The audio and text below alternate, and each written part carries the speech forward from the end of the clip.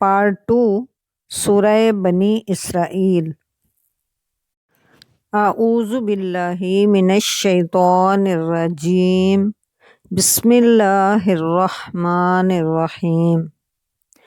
سورہ بنی اسرائیل شروع کرتی ہوں اللہ تعالیٰ کے پاک نام سے جو نہایت مہربان اور رحم فرمانے والا ہے۔ جب تم قرآن پڑھتے ہو تو ہم تمہارے اور آخرت پر ایمان نہ لانے والوں کے درمیان ایک پردہ حائل کر دیتے ہیں اور ان کے دلوں پر ایسا غلاف چڑھا دیتے ہیں کہ وہ کچھ نہیں سمجھتے، اور ان کے کانوں میں گرانی پیدا کر دیتے ہیں، اور جب تم قرآن میں اپنے ایک ہی رب کا ذکر کرتے ہو تو وہ نفرت سے منہ موڑ لیتے ہیں۔ ہمیں معلوم ہے کہ جب وہ کان لگا کر تمہاری بات سنتے ہیں تو دراصل کیا سنتے ہیں، اور جب بیٹھ کر باہم سرگوشیاں کرتے ہیں تو کیا کہتے ہیں۔ یہ ظالم آپس میں کہتے ہیں کہ یہ تو ایک سحر زدہ آدمی ہے جس کے پیچھے تم لوگ جا رہے ہو۔ دیکھو کیسی باتیں ہیں جو یہ لوگ کرتے ہیں، یہ بھٹک گئے ہیں، انہیں راستہ نہیں ملتا۔ وہ کہتے ہیں جب ہم صرف ہڈیاں اور خاک ہو کر رہ جائیں گے تو کیا ہم نئے سرے سے پیدا کر کے اٹھائے جائیں گے؟ ان سے کہو تم پتھر یا لوہا بھی ہو جاؤ، یا اس سے بھی زیادہ سخت کوئی چیز جو تمہارے ذہن میں ہو، جس کا زندہ ہونا اور بھی مشکل ہو، تم پھر بھی اٹھ کر رہو گے۔ وہ ضرور پوچھیں گے کون ہے وہ جو ہمیں پھر زندگی کی طرف پلٹا کر لائے گا؟ جواب میں کہو وہی جس نے پہلی بار تم کو پیدا کیا۔ وہ سر ہلا ہلا کر پوچھیں گے اچھا تو یہ ہوگا کب؟ تم کہو کیا عجب وہ وقت قریب ہی آ لگا ہو جس روز وہ تمہیں پکارے گا تو تم اس کی حمد کرتے ہوئے اس کی پکار کے جواب میں نکل آؤ گے، اور تمہارا گمان اس وقت یہ ہوگا کہ ہم بس تھوڑی دیر ہی اس حالت میں پڑے رہے ہیں۔ اے محمد صلی اللہ علیہ وآلہ وسلم، میرے بندوں سے کہہ دو کہ زبان سے وہ بات نکالا کریں جو بہترین ہو۔ دراصل یہ شیطان ہے جو انسانوں کے درمیان فساد ڈلوانے کی کوشش کرتا ہے۔ حقیقت یہ ہے کہ شیطان انسان کا کھلا دشمن ہے۔ تمہارا رب تمہارے حال سے زیادہ واقف ہے، وہ چاہے تو تم پر رحم کرے اور چاہے تو تمہیں عذاب دے دے۔ اور اے نبی صلی اللہ علیہ وآلہ وسلم، ہم نے تم کو لوگوں پر حوالہ دار بنا کر نہیں بھیجا۔ تیرا رب زمین اور آسمانوں کی مخلوقات کو زیادہ جانتا ہے۔ ہم نے بعض پیغمبروں کو بعض سے بڑھ کر مرتبے دیے، اور ہم نے ہی داؤد علیہ السلام کو زبور دی تھی۔ ان سے کہو پکار دیکھو ان معبودوں کو جن کو تم خدا کے سوا اپنا کارساز سمجھتے ہو۔ وہ کسی تکلیف کو تم سے نہ ہٹا سکتے ہیں نہ بدل سکتے ہیں۔ جن کو یہ لوگ پکارتے ہیں وہ تو خود اپنے رب کے حضور رسائی حاصل کرنے کا وسیلہ تلاش کر رہے ہیں کہ کون اس سے قریب تر ہو جائے، اور وہ اس کی رحمت کے امیدوار اور اس کے عذاب سے خائف ہیں۔ حقیقت یہ ہے کہ تیرے رب کا عذاب ہے ہی ڈرنے کے لائق، اور کوئی بستی ایسی نہیں جسے ہم قیامت سے پہلے ہلاک نہ کریں یا سخت عذاب نہ دیں۔ یہ نوشتہ الہی میں لکھا ہوا ہے، اور ہم کو نشانیاں بھیجنے سے نہیں روکا مگر اس بات نے کہ ان سے پہلے کے لوگ ان کو جھٹلا چکے ہیں۔ چنانچہ دیکھ لو سمود کو ہم نے اعلانیہ اونٹنی لا کر دی اور انہوں نے اس پر ظلم کیا۔ ہم نشانیاں اسی لیے تو بھیجتے ہیں کہ لوگ انہیں دیکھ کر ڈریں۔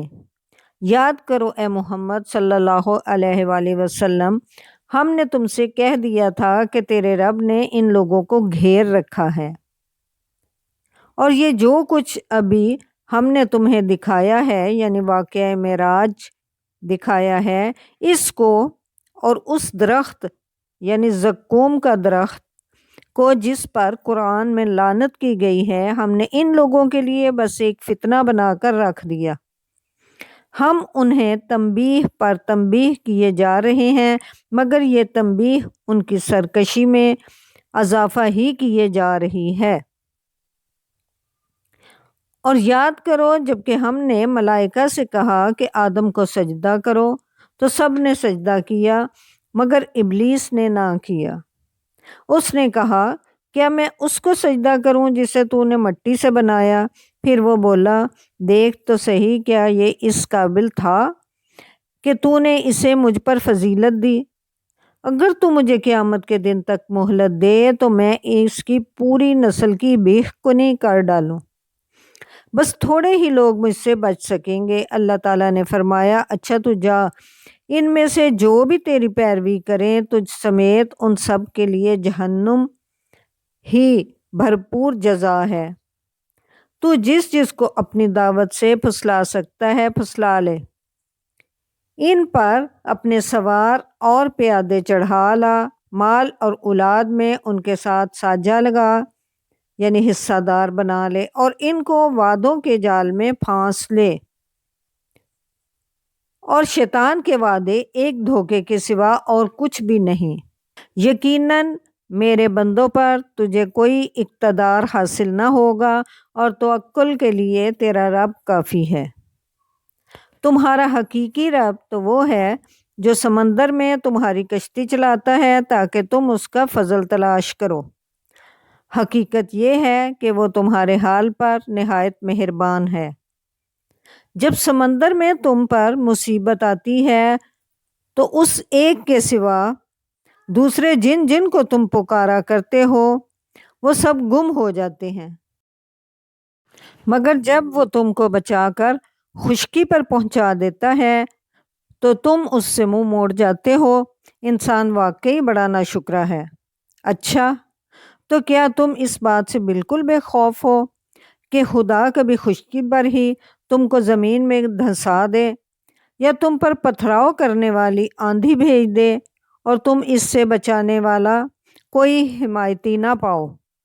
اور کیا تمہیں اس کا کوئی اندیشہ نہیں کہ خدا پھر کسی وقت سمندر میں تم کو لے جائے اور تمہاری ناشکری کے بدلے تم پر سخت طوفانی ہوا بھیج کر تمہیں غرق کر دے، اور تم کو ایسا کوئی نہ ملے جو اس سے تمہارے اس انجام کی پوچھ گچھ کر سکے؟ یہ تو ہماری عنایت ہے کہ ہم نے بنی آدم کو بزرگی دی اور انہیں خشکی و تری میں سواریاں عطا کیں اور ان کو پاکیزہ چیزوں سے رزق دیا اور اپنی بہت سی مخلوقات پر نمایاں فوقیت بخشی۔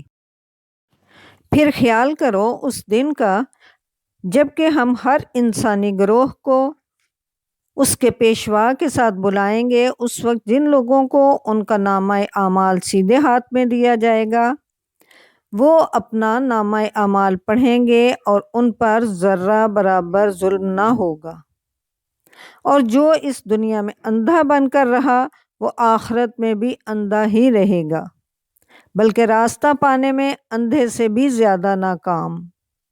اے محمد صلی اللہ علیہ وآلہ وسلم، ان لوگوں نے اس کوشش میں کوئی کسر نہیں اٹھا رکھی کہ تمہیں فتنے میں ڈال کر اس وحی سے پھیر دیں جو ہم نے تمہاری طرف بھیجی ہے، تاکہ تم ہمارے نام پر اپنی طرف سے کوئی بات گھڑو۔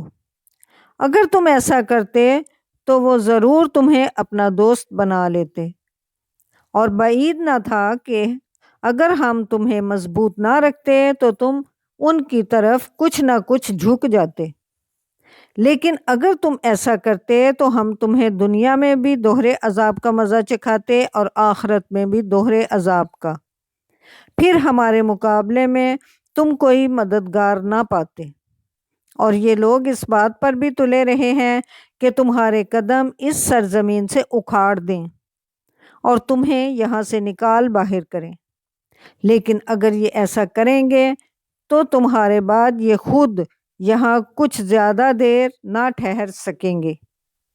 یہ ہمارا مستقل طریقہ کار ہے جو ان سب رسولوں کے معاملے میں ہم نے برتا ہے جنہیں تم سے پہلے ہم نے بھیجا تھا، اور ہمارے طریقہ کار میں کوئی تغیر تم نہ پاؤ گے۔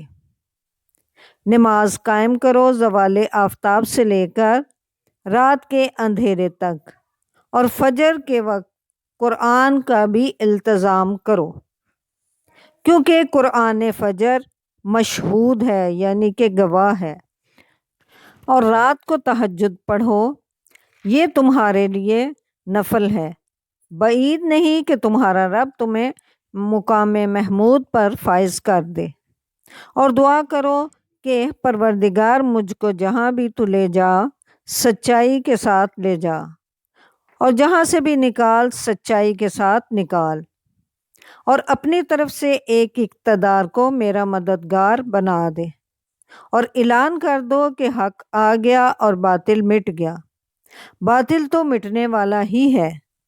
ہم اس قرآن کے سلسلہ تنزیل میں یعنی نازل کرنے میں وہ کچھ نازل کر رہے ہیں جو ماننے والوں کے لیے تو شفا اور رحمت ہے، مگر ظالموں کے لیے خسارے کے سوا اور کسی چیز میں اضافہ نہیں کرتا۔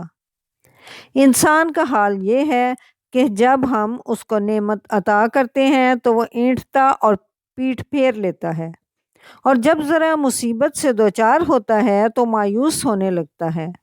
اے نبی صلی اللہ علیہ وآلہ وسلم، ان لوگوں سے کہہ دو کہ ہر ایک اپنے طریقے پر عمل کر رہا ہے، اب یہ تمہارا رب ہی بہتر جانتا ہے کہ سیدھی راہ پر کون ہے۔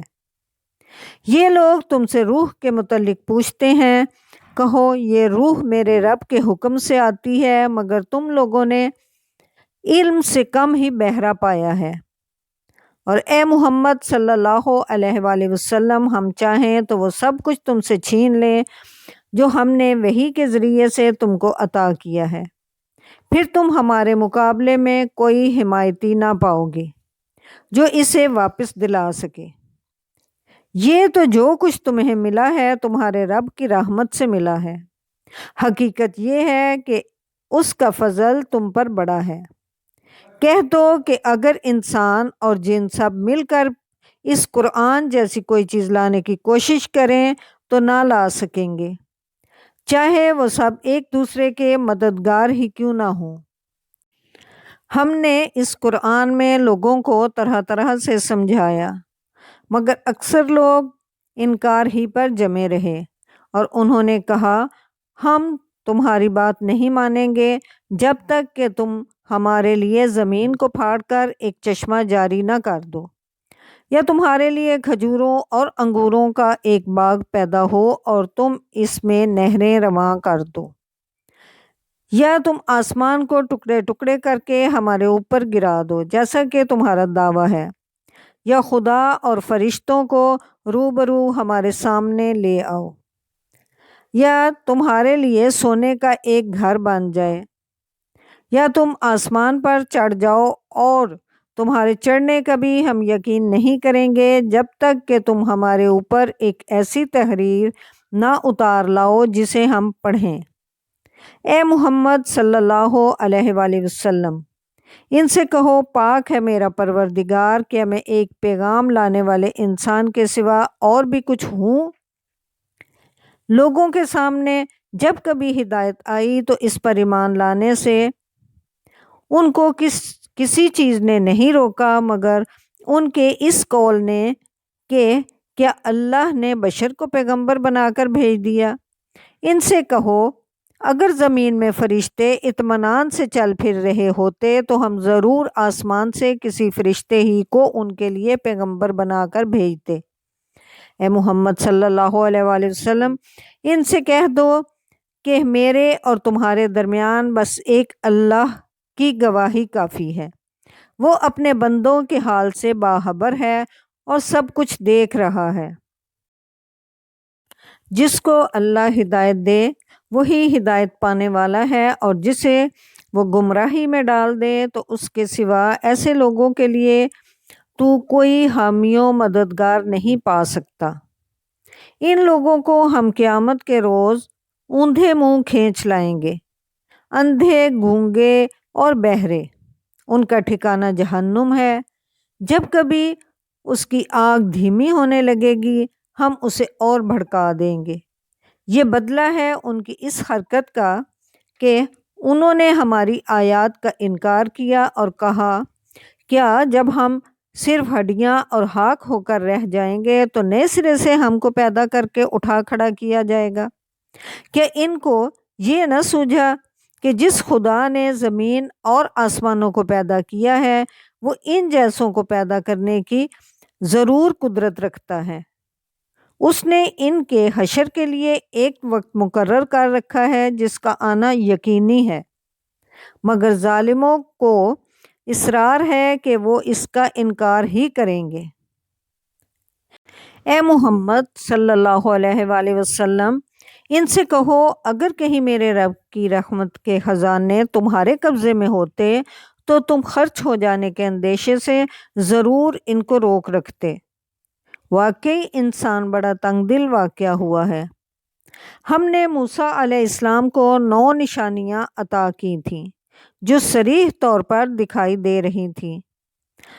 اب یہ تم خود بنی اسرائیل سے پوچھ لو کہ جب وہ تمہارے سامنے آئیں تو فرعون نے یہی کہا تھا نا کہ اے موسیٰ، میں سمجھتا ہوں کہ تو ضرور ایک سحر زدہ آدمی ہے۔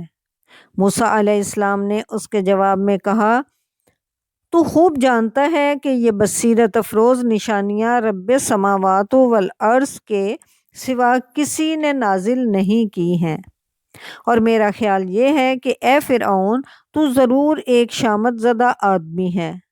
آخر کار فرعون نے ارادہ کیا کہ موسیٰ اور بنی اسرائیل کو زمین سے اکھاڑ پھینکے، مگر ہم نے اس کو یعنی فرعون کو اور اس کے ساتھیوں کو اکٹھا غرق کر دیا، اور اس کے بعد بنی اسرائیل سے کہا کہ اب تم زمین میں بسو، پھر جب آخرت کے وعدے کا وقت آن پورا ہوگا تو ہم تم سب کو ایک ساتھ لا حاضر کریں گے۔ اس قرآن کو ہم نے حق کے ساتھ نازل کیا ہے اور حق ہی کے ساتھ یہ نازل ہوا ہے، اور اے محمد صلی اللہ علیہ وآلہ وسلم، تمہیں ہم نے اس کے سوا اور کسی کام کے لیے نہیں بھیجا کہ جو مان لے اسے بشارت دے دو اور جو نہ مانے اسے متنبہ کر دو۔ اور اس قرآن کو ہم نے تھوڑا تھوڑا کر کے نازل کیا ہے تاکہ تم ٹھہر ٹھہر کر اسے لوگوں کو سناؤ، اور اسے ہم نے موقع موقع سے بتدریج اتارا ہے۔ اے محمد صلی اللہ علیہ وآلہ وسلم، ان لوگوں سے کہہ دو کہ تم اسے مانو یا نہ مانو۔ جن لوگوں کو اس سے پہلے علم دیا گیا ہے انہیں جب یہ سنایا جاتا ہے تو وہ منہ کے بل سجدے میں گر جاتے ہیں اور پکار اٹھتے ہیں، پاک ہے ہمارا رب، اس کا وعدہ تو پورا ہونا ہی تھا، اور وہ منہ کے بل روتے ہوئے گر جاتے ہیں اور اسے سن کر ان کا خشوع اور بڑھ جاتا ہے۔ اے نبی صلی اللہ علیہ وآلہ وسلم، ان سے کہو اللہ کہہ کر پکارو یا رحمان کہہ کر، جس نام سے بھی پکارو اس کے لیے سب اچھے ہی نام ہیں، اور اپنی نماز نہ بہت زیادہ بلند آواز سے پڑھو اور نہ بہت پست آواز سے، ان دونوں کے درمیان اوسط درجے کا لہجہ اختیار کرو، اور کہو تعریف ہے اس خدا کے لیے جس نے نہ کسی کو بیٹا بنایا، نہ کوئی بادشاہی میں اس کا شریک ہے، اور نہ وہ عاجز ہے کہ کوئی اس کا پشتبان ہو یعنی مددگار ہو، اور اس کی بڑائی بیان کرو، کمال درجے کی بڑائی۔ صدق اللہ العظیم۔